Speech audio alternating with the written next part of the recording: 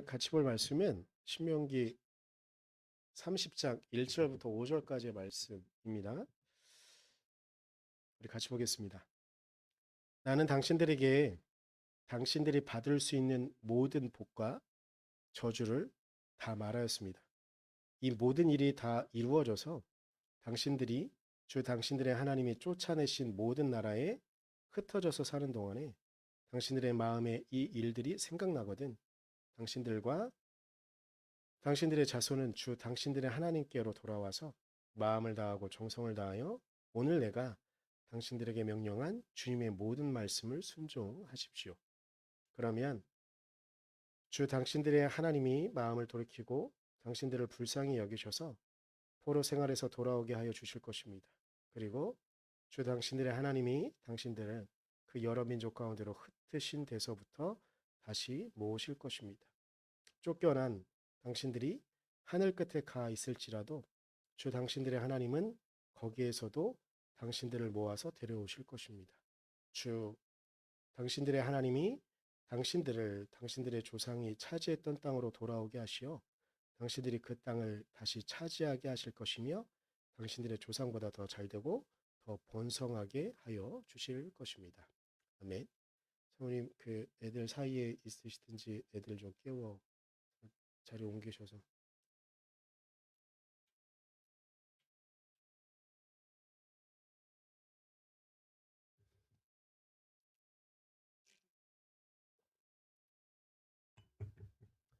아, 오늘 혹시 제가 설교 제목을 봄날의 햇살이라고 정했는데 이게 이번 주에 인터넷에 나름 뜨거웠던 단어긴 했는데 문장이긴 했는데 익숙한 분들이 있으신지 잘 모르겠습니다. 무슨 얘기를 할지 아실 분들도 있을 텐데 표정을 보니 그렇지 않은 것 같아서 다행이기도 하고 네, 하여튼 그런데요. 오늘 본문의 내용에 대해서 먼저 말씀을 좀 드려야 될 것 같아요. 오늘 본문의 내용은요.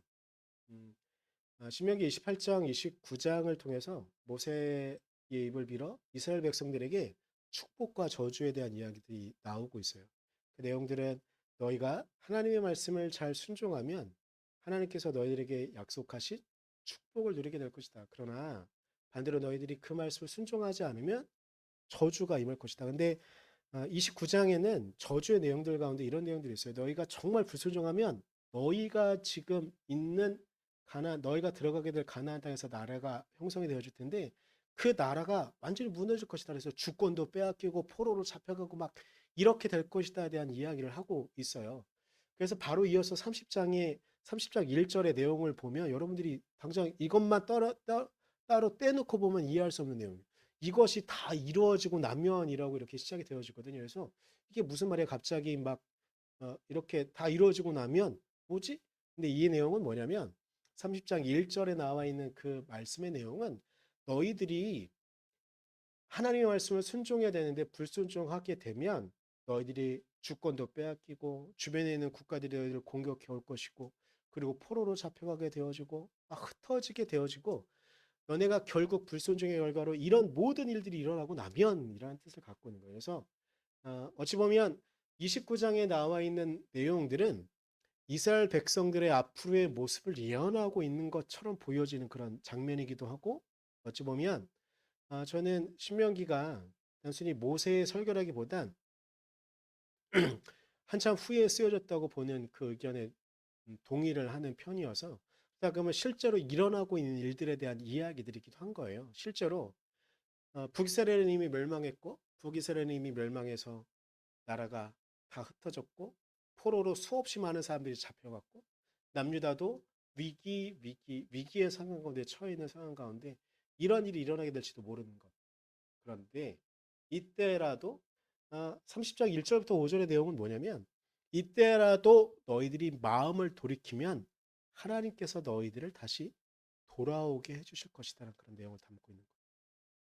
너희들이 비록 하나님의 말씀을 순종하지 않아서 그 불순종의 결과로 너희들이 주권도 빼앗기고 주변에 있는 국가들이 너희를 공격하고 그리고 생명도 빼앗기고 어떤 경우에는 고향에서 강제로 이주되어서 이방의 국가에 떨어지게 돼서 포로도 종도 여러 가지 형태로 너희가 있게 될 때라도 그때라도 너희가 마음을 돌이켜서 주님을 찾으면 주인께서 너희를 돌아오게 해주실 것이다 라는 그런 말씀을 하고 있는 거라서 어찌 보면 3절에 이렇게 표현하고 있는 내용을 여러분 좀 이해할 수 있어요.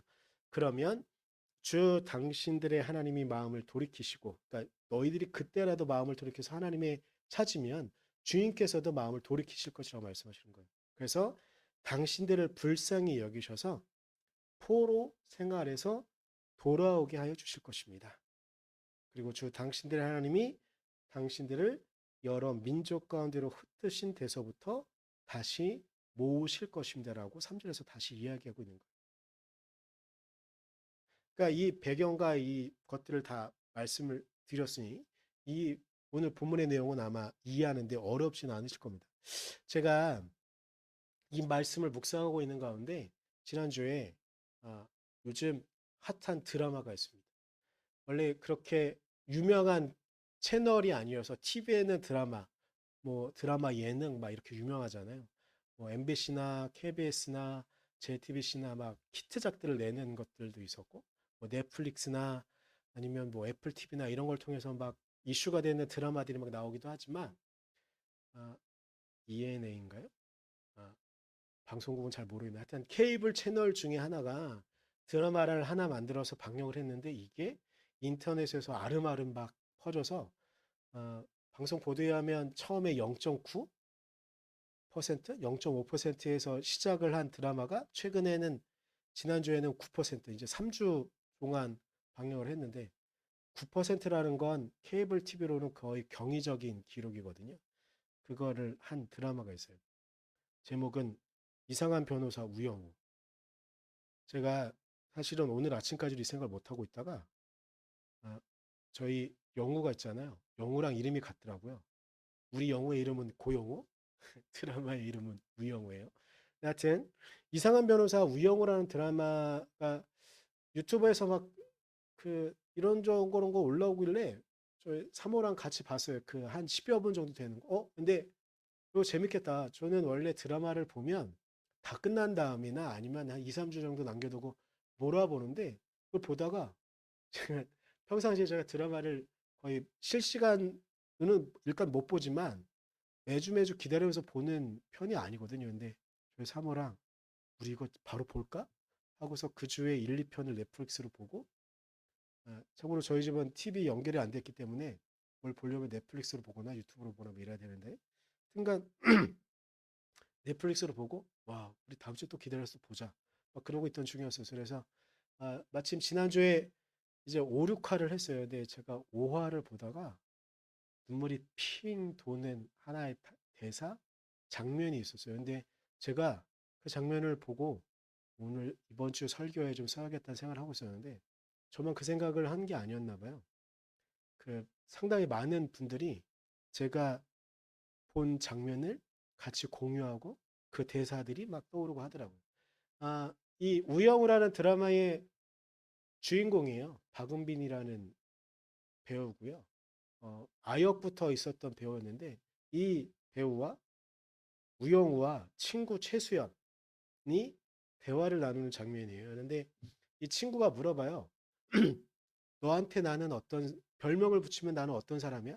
이전에 뭐 이런 게 있어요. 권무술수 뭐 권모모 우당탕탕 우영우 뭐 고영우 아니고 놀리면 안 되는데 영어 미안하다. 하여튼간 우당탕탕 우영우 뭐 권무술수 권모모 이렇게 하고서 그러면 이 친구거든요. 친구가 묻는 거예요. 그럼 너한테 나는 뭐야? 이렇게 물어봤는데 그 참고로 이 우영우라는 친구는 자폐 스펙트럼 장애를 겪고 있는 안에 있는 그런 사람이에요. 그러니까 자폐의 스펙트럼이 너무 넓어가지고 그래서 자폐는 그냥 자폐 장애라고 보지 않고 자폐 스펙트럼 안에 넣거든요.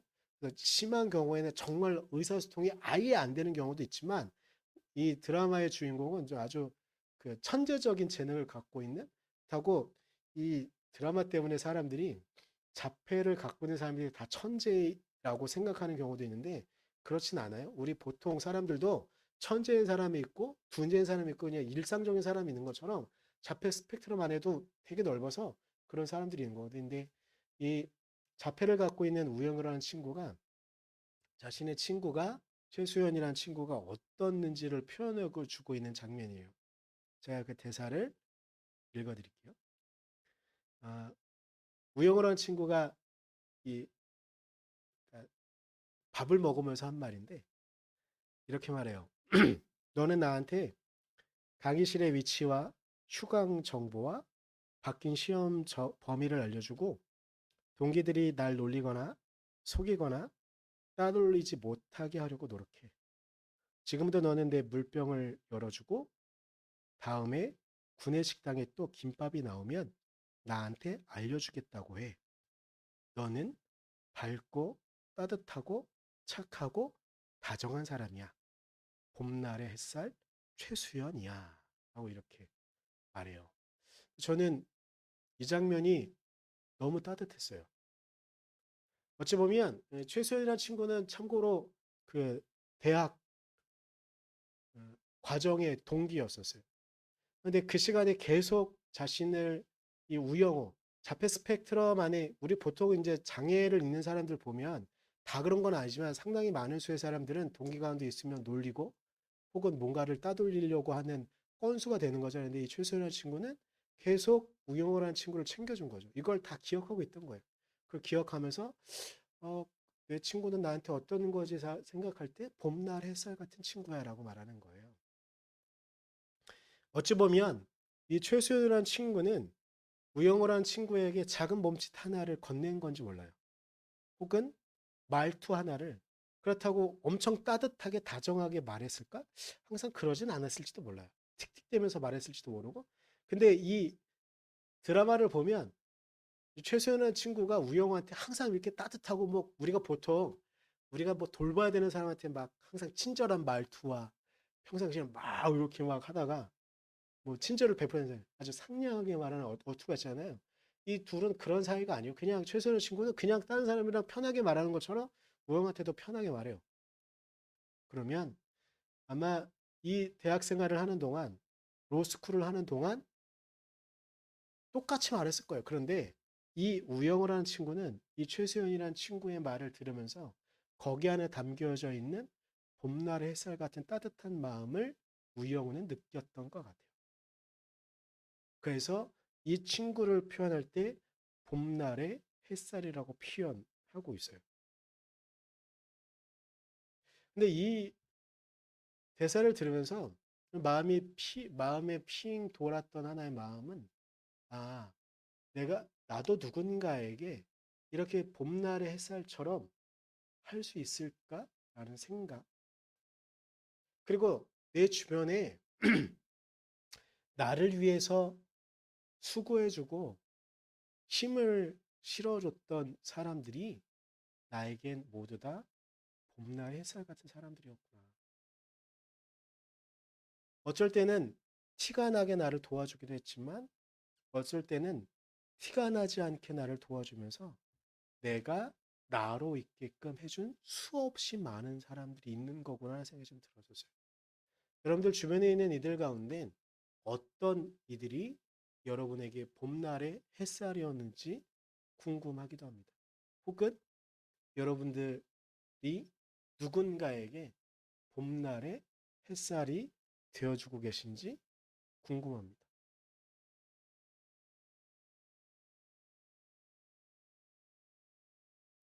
그런데 오늘 말씀을 준비하다가 억지로 꿰맞춘 거인지 아니면 저는 스스로 그렇게 생각하지 않는데 하나님께서도 봄날의 햇살처럼 이스라엘 백성들을 그리고 우리들을 그렇게 계속 이끌어주고 계시지 않았었을까?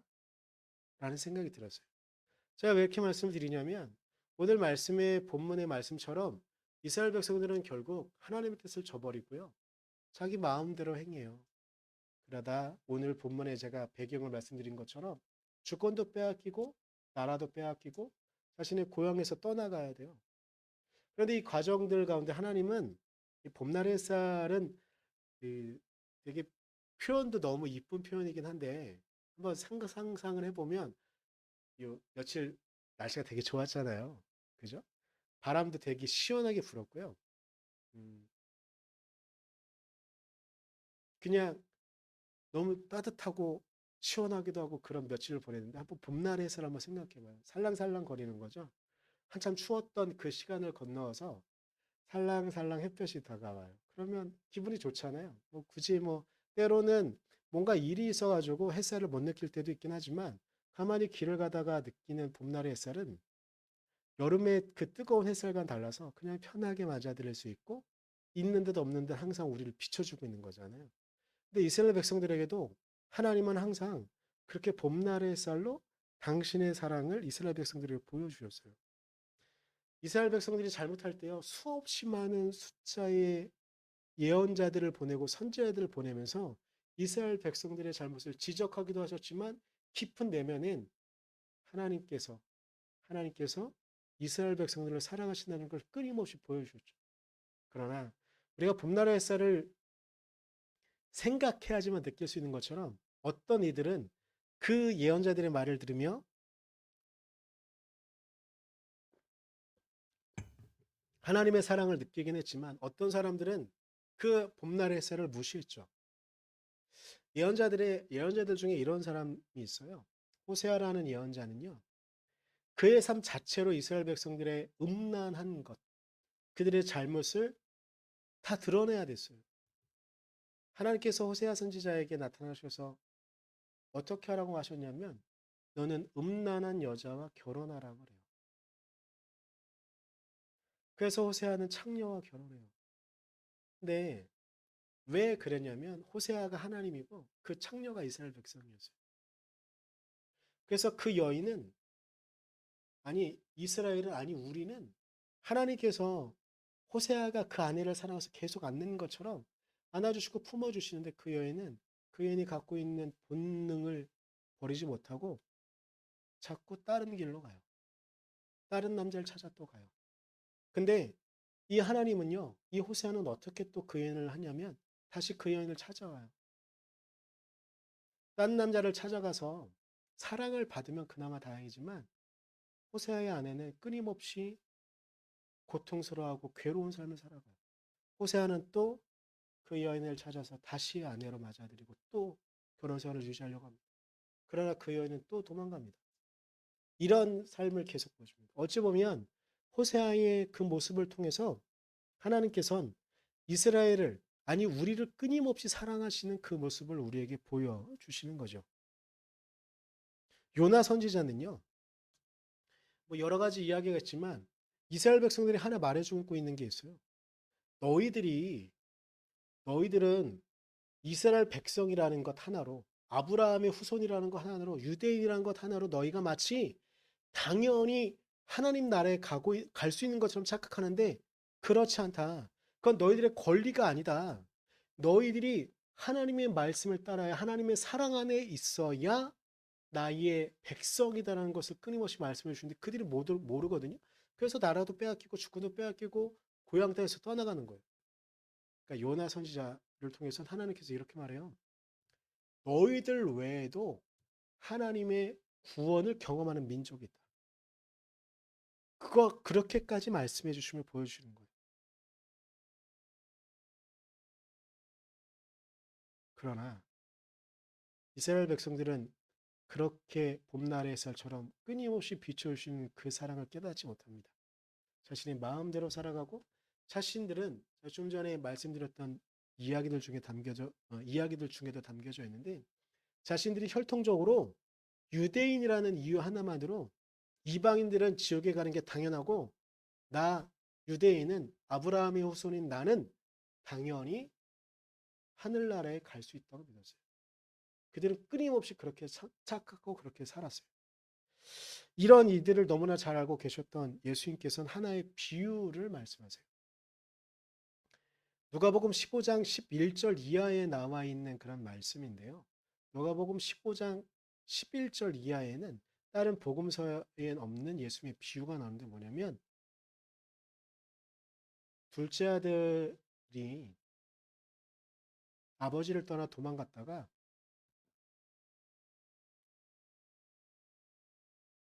아버지의 재산을 분할받았던 것들도 다 탕진해버리고 하루하루 먹고 살기도 힘든 아들이 돌아오는 장면을 예수님께서 비유로 말씀하셨거든요. 근데 그때 아들은 자기 마음대로 했어요. 어찌 보면 유대 백성들 같아요. 이스라엘 백성들 같아요. 아니, 우리들 같은지 모르겠어요. 그런데 그런 그들을, 그런 둘째 아들을 기다려 주고 있는 아버지의 모습을 예수님께서 비유로 말씀해 주세요.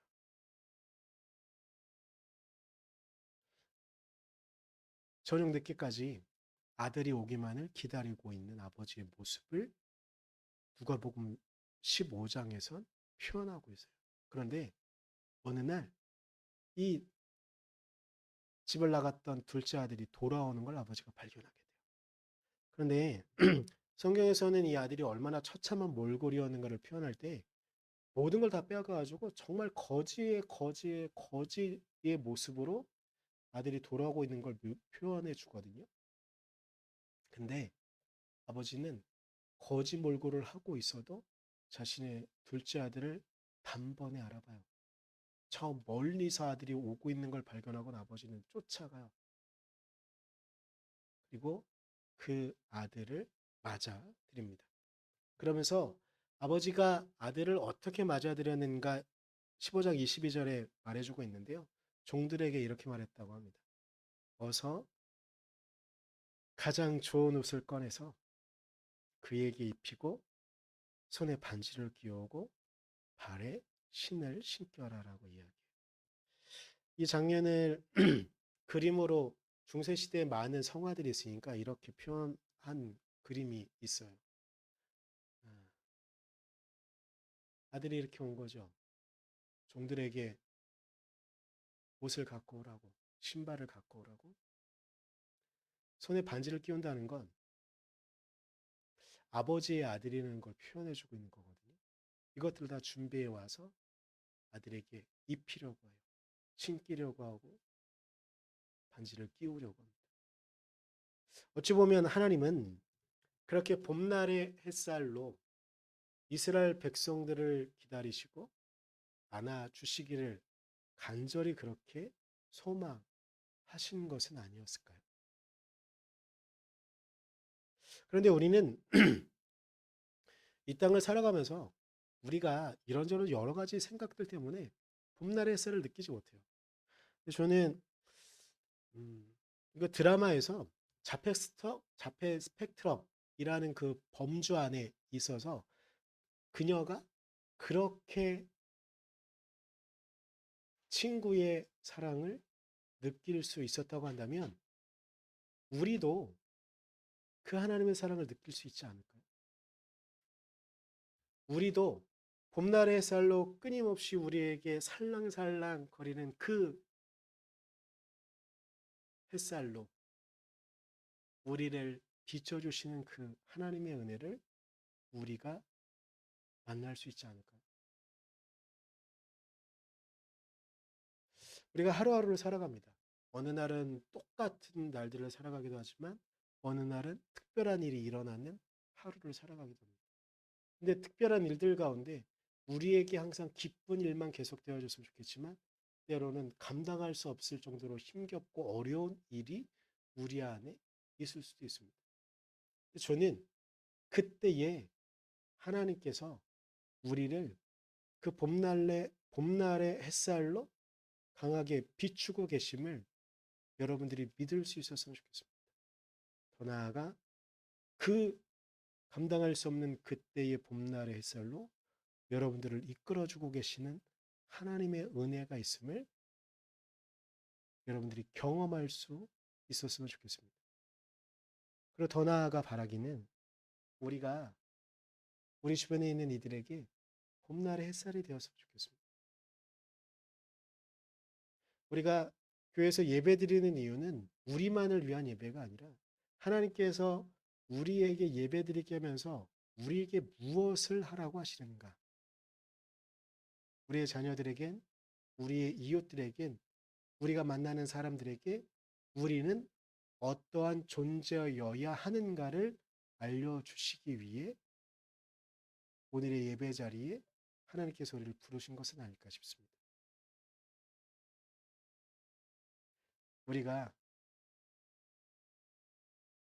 우리를 봄날의 햇살처럼 비춰주신 하나님의 은혜를 또한 여러분이 그리고 제가 우리 모두가 느낄 수 있기를 간절히 소망하고 바라기는 우리가 이 땅에 있는 한 우리의 이웃들에게, 우리의 형제들에게, 우리의 자녀들에게, 우리 주변에 있는 사람들에게 우리 모두가 봄날의 햇살이 될 수 있기를 간절히 소망합니다. 마지막으로 여러분 모두는 저에게 봄날의 햇살 같은 분들입니다. 그래서 감사합니다. 우리 제가 잠깐 기도할 텐데요. 우리 기도할 때에 여러분 우리를 봄날의 햇살로 이끌어 주시는 그 하나님의 은혜를 마음 깊숙이 고백할 수 있었으면 좋겠습니다. 그리고 여기까지만 기도했으면 좋겠어요. 주님, 우리가 주님의 그 햇살을 계속 느낄 수 있도록 경험할 수 있도록 해주십시오. 기도하겠습니다.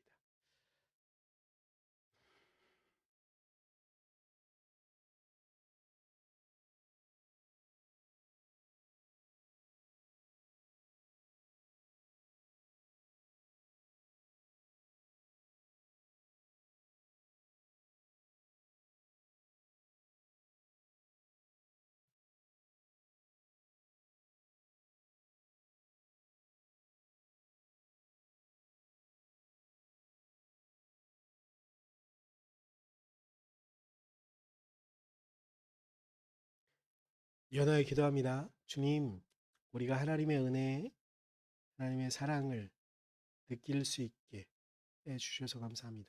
우리가 느끼지 못하는 그 순간에도 주님은 우리의 봄날의 햇살이 되셔서 우리를 비춰주셨고 우리를 안아주셨고 우리를 당신의 사랑 안에 있도록 우리를 이끌어 주셨음을 고백할 수밖에 없습니다.